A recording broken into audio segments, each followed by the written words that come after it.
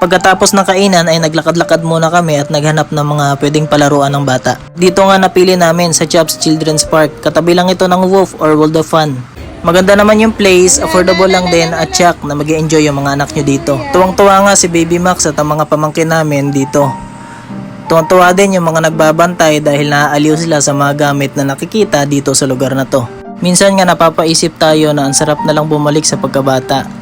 Yung mga panahon na tanging laro lang yung nakakapagpaiyak at kinatutuwaan natin.